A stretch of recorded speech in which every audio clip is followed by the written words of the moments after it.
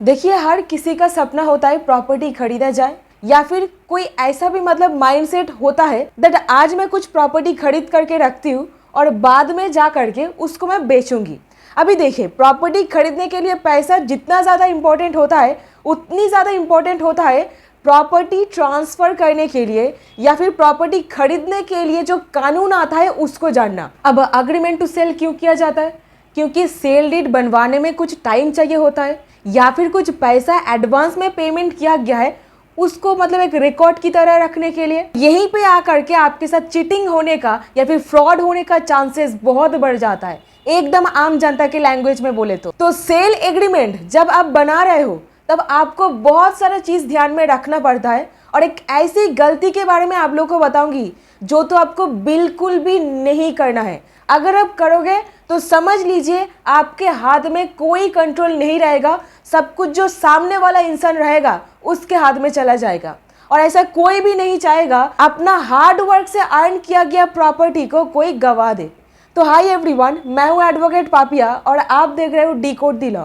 तो आज इस वीडियो में डिटेल में डिस्कस करेंगे सेल एग्रीमेंट के बारे में और honourable supreme court of India के द्वारा जो एक जजमेंट डिसाइड किया गया है वहां से कुछ सीख ले करके आपको जो नहीं करना है उसके ऊपर वार्तालाप करेंगे। बहुत बार देखा जाता है जब आप कोई प्रॉपर्टी खरीदते हो तब आपस में बैठ करके कोई बातचीत कर लेते हो, वहां पर पावर ऑफ अटॉर्नी हो जाता है या फिर अग्रीमेंट टू सेल हो जाता है और उसको आगे चल करके आप रजिस्ट्रेशन करवाने में उतना ज़्यादा हेडेक वगैरह नहीं लेना पसंद करते हो। यहाँ पर मेनली मोटे मोटे तरीके से दो सिचुएशन बाहर निकल करके आता है। एक होता है जहां पर एग्रीमेंट टू सेल बन गया है बट उसका अभी तक अब रजिस्ट्रेशन नहीं करवाए हो और इसी के साथ पोजेशन भी अब हैंड ओवर कर दी हो, आप सामने वाले इंसान को पोजेशन दे चुके हो, कब्जा वो ले लिया है फर्स्ट। दूसरा केस स्टडी ये होता है जहां पर अब एग्रीमेंट टू सेल बनवा लिए हो, रजिस्ट्रेशन नहीं कराए हो बट पोजेशन अभी तक नहीं दिया है, यानी कि कब्जा नहीं कर पाया है। तो ये मोटे मोटे दो सिचुएशन आपके सामने आता है और यहीं पे आकर के फंसते आम जनता, कोर्ट कचहरी का चक्कर लगाते लगाते एकदम जूता घिस जाता है। तो पहले सिचुएशन के बारे में बात करेंगे जहां पर अब रजिस्ट्रेशन नहीं कराए हो, अग्रीमेंट टू सेल बन के रेडी है और पोजीशन अब दे चुके हो। ऐसे में क्या होगा पता है? अगर सामने वाला इंसान मन बदल लेता है या फिर आपस में कोई डिस्प्यूट छिड़ जाता है तब आपके पास कोई भी ऑप्शन नहीं होता है कोर्ट में जा करके केस फाइल करने का, क्योंकि अगर आप कोर्ट में जा करके केस फाइल करना चाहते हो तो आपका अग्रीमेंट टू सेल को रजिस्टर करना ही पड़ता है। तो ये एक बहुत बड़ा सेटबैक आ जाता है। तो बिल्कुल साफ तरीके से एक और बार बता देती हूँ, यहाँ पर केस करने का कोई भी रास्ता आपके पास खुला नहीं होता है। अभी दूसरा केस स्टडी जहाँ पर सपोज आपका अग्रीमेंट टू सेल बन गया है, उसको अभी तक अनरजिस्टर्ड ही रखा गया है बट कब्जा नहीं गया है, तो क्या होगा? तो आपके पास बिल्कुल रास्ता खुला रहेगा कोर्ट में जाकर के केस फाइल करके आपस में जो डिस्प्यूट अराइज हुआ है उसको सुलझाने का। यहाँ पर शर्त बस एक ही है, पोजेशन उनके पास नहीं गया है, कब्जा वो बना नहीं पाया है और रजिस्ट्रेशन करवाना एग्रीमेंट का ज़रूरी नहीं है। तो इस तरीके से अब ज़रूर ये चीज़ को ध्यान में रखिएगा, शर्त बस एक ही है, पोजीशन नहीं जाना चाहिए। तो ये दो चीज़ एकदम साफ तरीके से दिमाग में बिठा लीजिए। अभी नेक्स्ट सिचुएशन, ऐसा भी केसेस देखा जाता है एग्रीमेंट टू सेल हो गया है या फिर पावर ऑफ अटॉर्नी हो गई है, इसी के साथ पोजीशन भी आप ऑलरेडी हैंड ओवर कर चुके हो और सेल डीड अभी तक नहीं हुई है। ऐसे में डिस्प्यूट अराइज हो जाता है, क्या करोगे? तो दो चीज़ आपको करना है।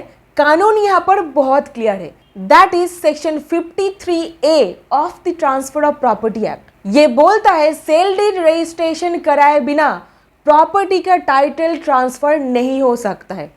तो सेल डीड को रजिस्ट्रेशन करवाना ही पड़ेगा अगर ऐसे केसेस में प्रॉपर्टी का टाइटल अपने नाम पर कराना है तो सेक्शन 53 ये क्लियरली बोल देता है जहां पर भी प्रॉपर्टी आप अपने नाम पर कराना चाहते हो सेल डीड को रजिस्ट्रेशन करवाना ही पड़ेगा आपको। तो ये कैसा सिचुएशन हो गया है पता है? इसको कहा जाएगा part performance of the contract.